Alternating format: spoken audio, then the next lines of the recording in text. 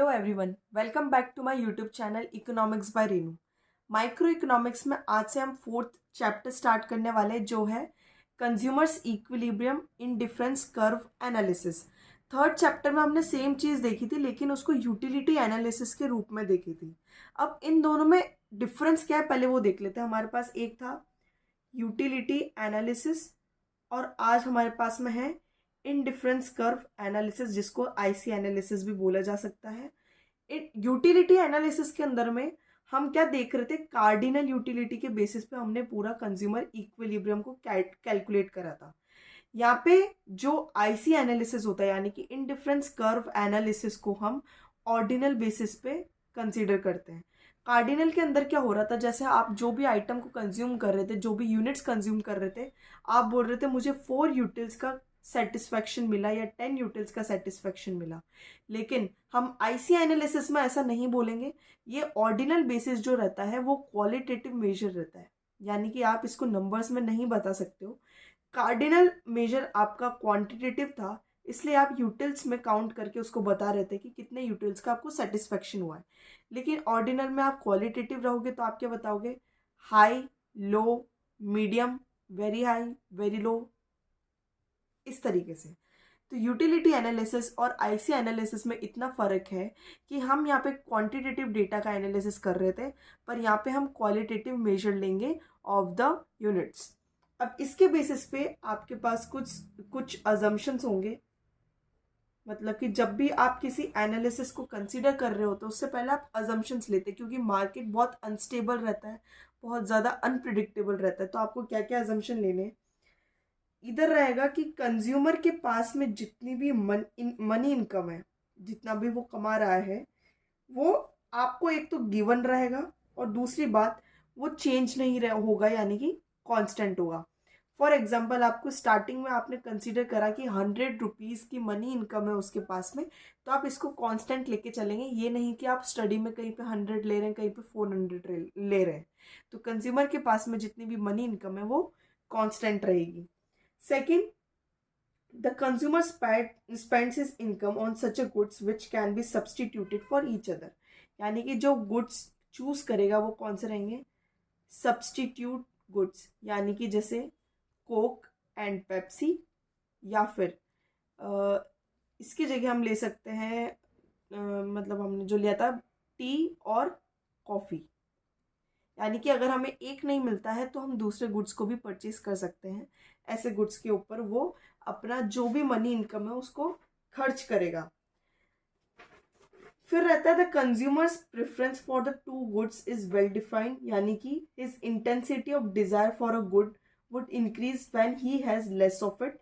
Likewise, his intensity of desire for a good would decrease when he has more of it। यानी कि यहाँ पे अब हम डिजायर की बात कर लेते हैं। तो एक लेमन टर्म में अगर हम समझे तो अपने पास जो चीज़ कम होती है उसकी हम डिज़ायर ज़्यादा करते हैं। यानी कि मान लीजिए गोल्ड आपके पास बहुत कम है, तो आपकी इसके लिए डिज़ायर बहुत ज़्यादा होगी। तो गोल्ड कम, डिज़ायर ज़्यादा। और ऐसी चीज़ जो चीज़ आपके पास बहुत ज़्यादा, तो आपको उसकी डिज़ायर कम रहती है। जैसे कि पानी बहुत ईजिली अवेलेबल होता है, पानी की डिज़ायर आपको पानी की अवेलेबिलिटी आपके पास ज़्यादा है, तो आप इसके लिए डिज़ायर कम करेंगे।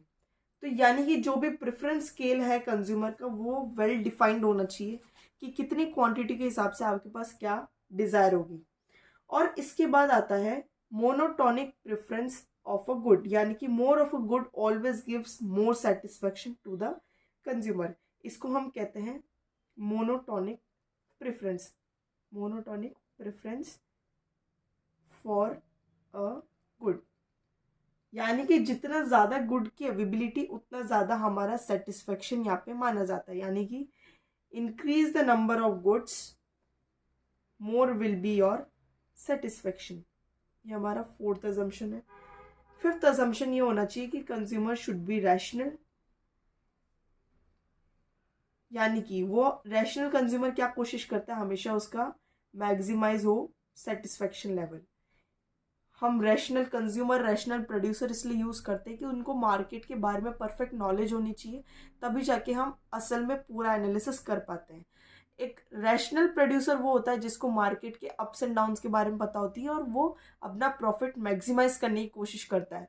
इन द सेम वे हमारा जो कंज्यूमर है वो रैशनल कब होगा, जब उसका सेटिस्फैक्शन मैक्सिमाइज हो सके। हमने ये देख लिया कि यूटिलिटी एनालिसिस क्या होती है और आईसी एनालिसिस क्या होती है, यानी कि इंडिफरेंस कर्व एनालिसिस क्या होता है। इंडिफरेंस कर्व एनालिसिस को देखने के लिए हमने अजम्पशंस अभी नोट डाउन कर लिए। अब इसके बेसिस पे हम हमारी थ्योरी सेटअप करेंगे। अब एक चीज़ ये होती है कि जब भी आप किसी चीज़ का एनालिसिस कर रहे हो तो आपको एक टेबुलर फॉर्मेट रखनी चाहिए, एक शेड्यूल रखना चाहिए, और उसके बेसिस पे आप कुछ ऑब्जर्वेशंस या कंक्लूजन्स को ड्रॉ करते हो। तो हमने ये देखा कि जो आईसी कर्व होता है, यानी कि इंडिफरेंस कर्व होता है, ये एक डायग्रामेटिक रिप्रेजेंटेशन है। यानी कि मैं कुछ भी एक एक्स एक्सिस पे कोई वैल्यू लूंगी, वाई एक्सिस पे वैल्यू लूंगी, और एक जो ग्राफ निकल के आएगा वो मेरा आईसी ग्राफ होगा। लेकिन वो कैसे निकलेगा वो हमको देखना है।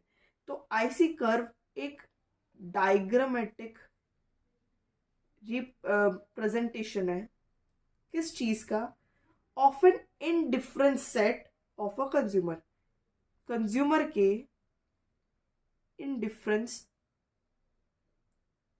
सेट का, जो वो कब बनाता है, जब वो दो अलग अलग कॉम्बिनेशन ऑफ कमोडिटी को कंज्यूम कर रहा होता है। कॉम्बिनेशन ऑफ डिफरेंट कमोडिटीज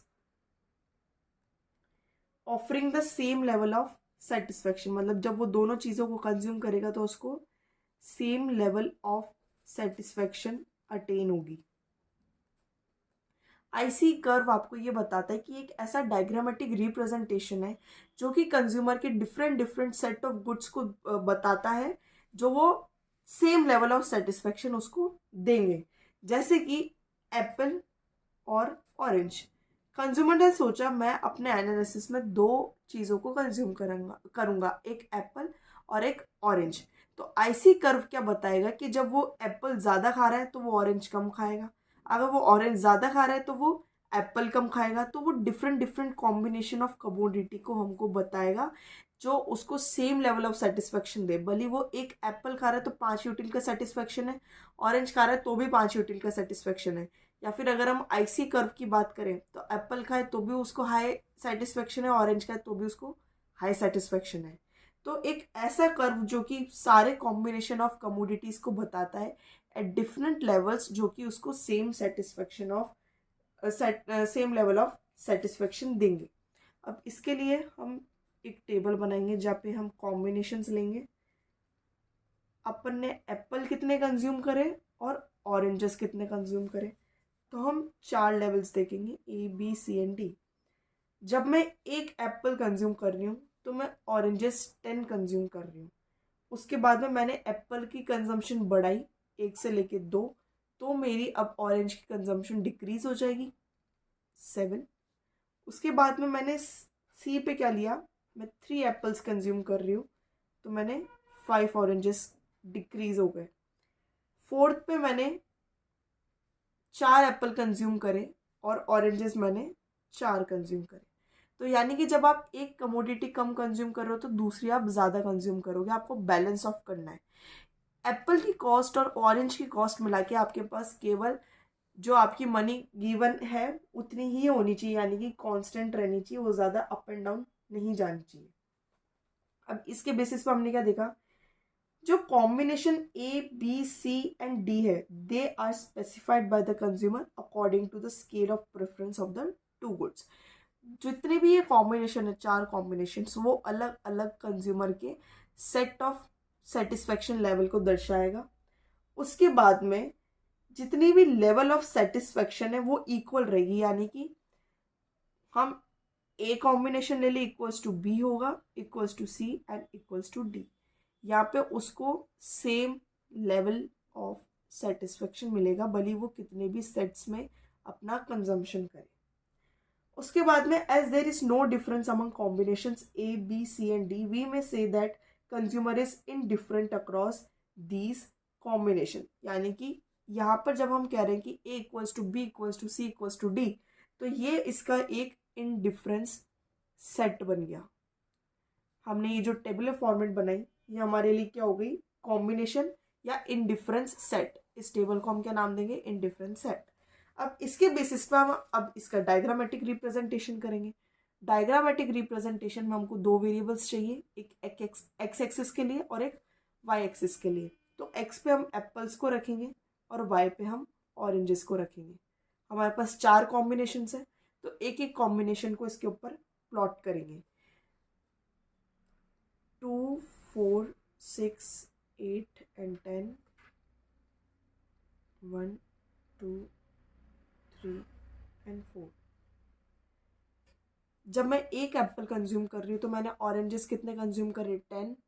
यहाँ मैंने क्रॉस लगाया, इसको नाम दे दिया कॉम्बिनेशन ए।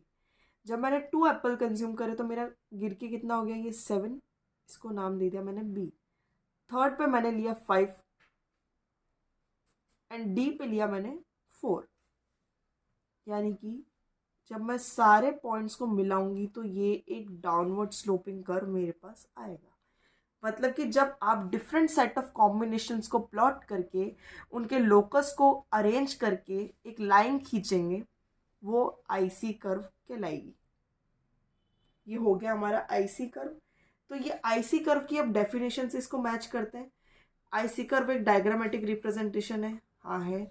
वो कंज्यूमर के इनडिफरेंट सेट को रिप्रेजेंट कर रहा है, हाँ। तो हमने पहले इनडिफरेंट सेट क्रिएट करा और वो फिर क्या कर रहा है, इसको रिप्रेजेंट कर रहा है। उसके बाद क्या रिप्रेजेंट कर रहा है, combination of different commodity that gives same level of satisfaction. हाँ, तो हमने अलग अलग कॉम्बिनेशंस को लिया है, A B C and D, और उन सब पे उसको सेम लेवल ऑफ सेटिस्फैक्शन मिल रहा है। तो हमारी आईसी कर्व की डेफिनेशन एकदम परफेक्ट जा रही है। ठीक है, तो आज हमने क्या देखा कि यूटिलिटी एनालिसिस से अलग जाके हम आईसी एनालिसिस को कैसे ड्रॉ आउट करते हैं। आई होप आपको इतना समझ आया होगा, लेकिन फिर भी अगर कोई डाउट रह जाता है तो आप कमेंट सेक्शन में बता सकते हैं। Thank you.